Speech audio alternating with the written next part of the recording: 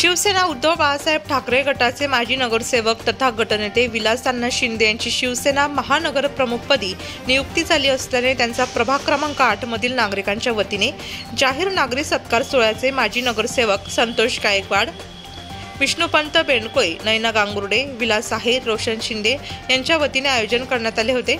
तसेच सुधाकर बडगुजर यांची शिवसेना जिल्हा प्रमुखपदी आणि विजय अप्पा करंजकर यांची लोकसभा संघटक म्हणून नियुक्ती करण्यात आली असल्याने या सर्वांचा जाहीर सत्कार सोहळा नाशिकच्या गंगापूर रोडवरील वृंदावन लॉन्स येथे मोठ्या उत्साहात संपन्न झाला।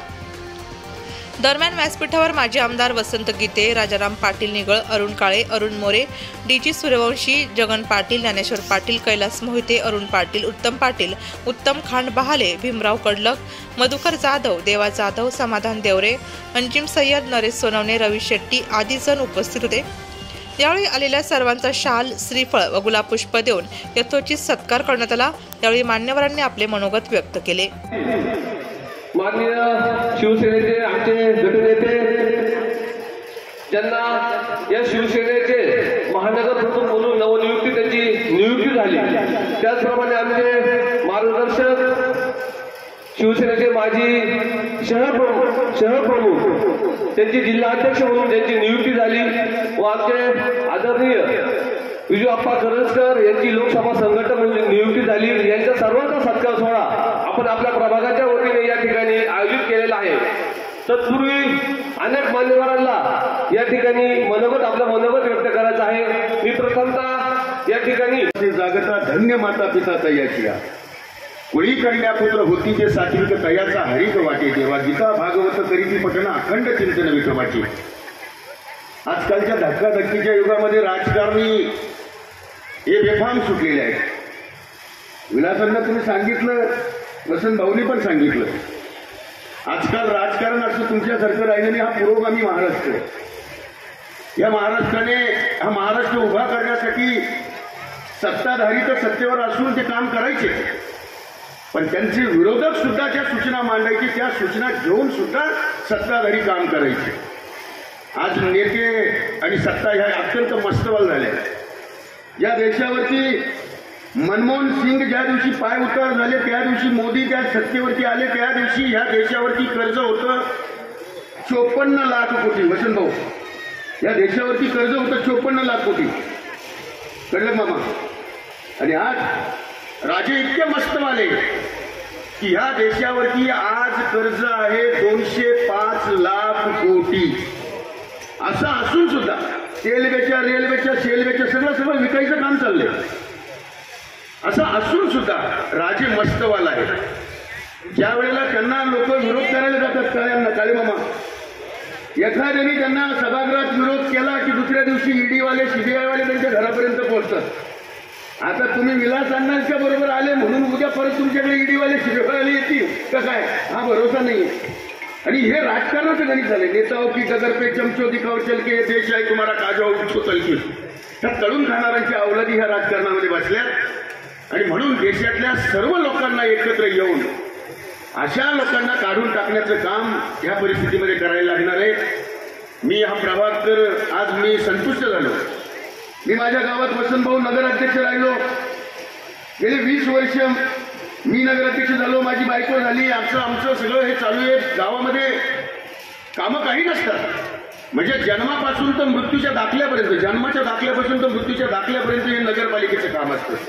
आणि नगरपालिकेमध्ये लोकांच्या अपेक्षा काय असतात? वॉटर मीटर, गटर, या 3 गोष्टी लोकांना आवश्यक असतात। चांगले रस्ते, चांगलं पाणी, चांगली स्वच्छता, चांगल्या गटारी आणि लाईट व्यवस्था, ह्या सगळ्या गोष्टींची आवश्यकता। आज विलास अण्णांचा हा प्रभाग म्हणजे शिवसेनेसाठी आदर्श आहे।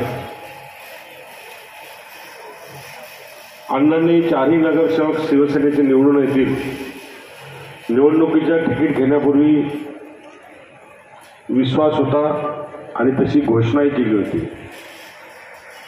आणि म्हणून मी अण्णांचं कार्य सातत्याने जवळ बघत असताना त्यांनी पक्षाला दिलेला शब्द, हा विश्वास त्यांनी सार्थ केला आणि 4ही नगरसेवक निवडून आणले। ज्या व्यक्तीचं प्रभागामध्ये काम असतं त्या व्यक्तीसाठी नागरिक रस्त्यावर उतरायला कमी करत नाही.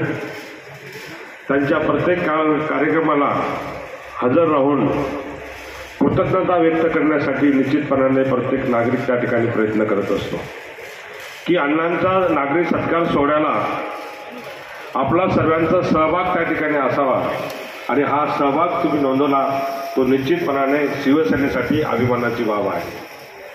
अण्णांना जबाबदारी वाढलेली आहे. आता तशी माझी जबाबदारी वाढलेली आहे. विजय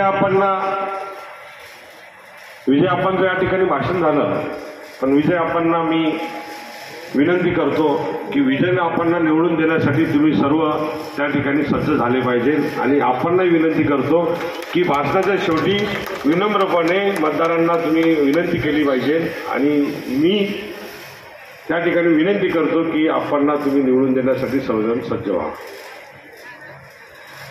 अण्णा आम्ही आहेच, प्लॅनिंग करण्यासाठी मी आहे, विलासांना आहे, वसंतभाऊ आहे, दत्ताजी आहे, सुनील बागुल आहे, विनायक पांडे आहे, डीजी सुनीलचे आहेत. तिकडनं सर्वजण आम्ही एकत्र येऊन काम करतोय.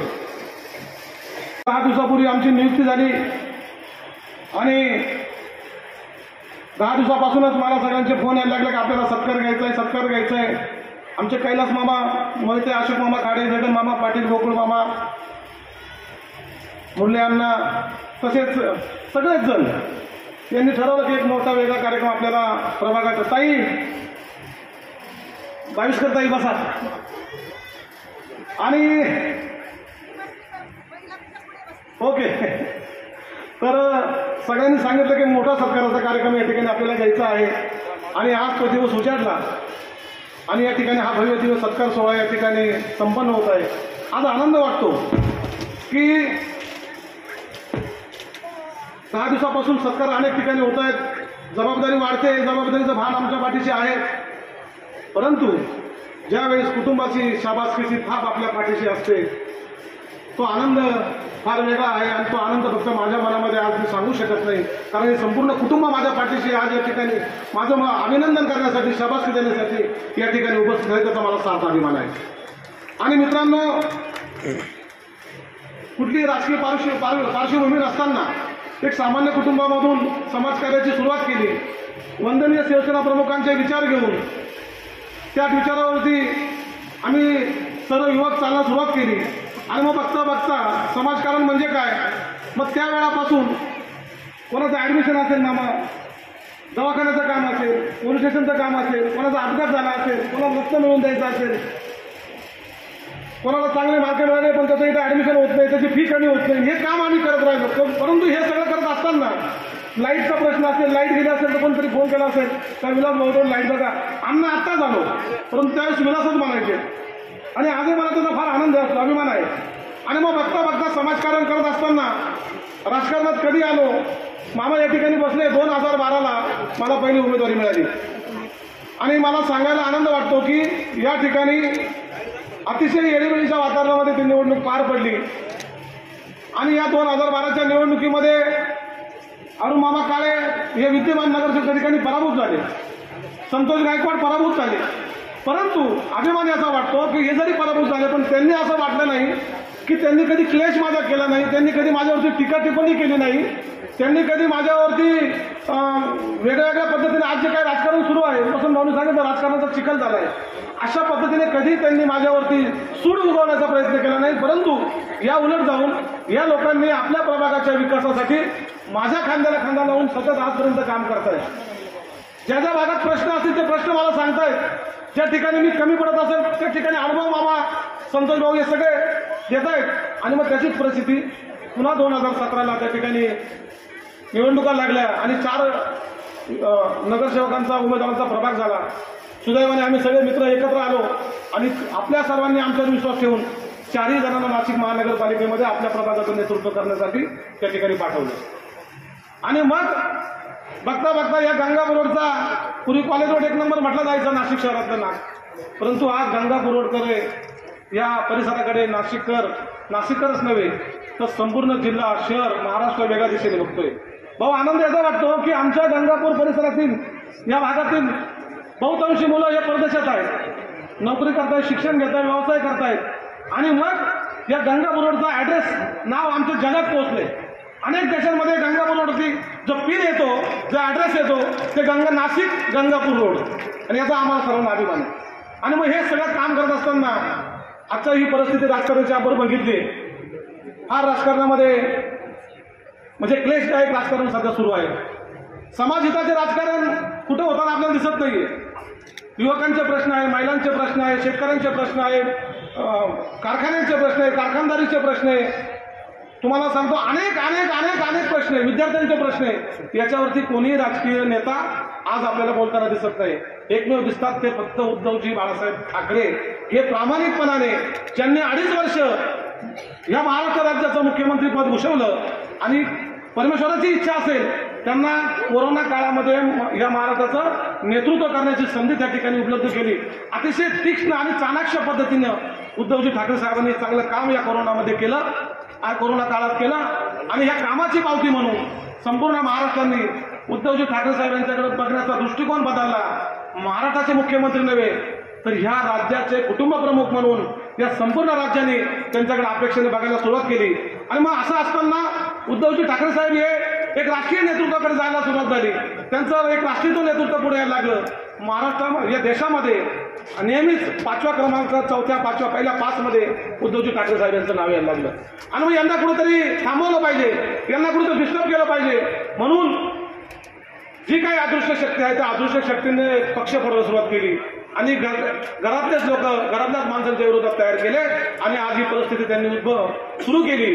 परंतु असं असताना सुद्धा आमच्या सर्वांवरती अनेक संकट आले असतील, अनेक दबाव आले असतील, अनेक आमिषे आले असतील.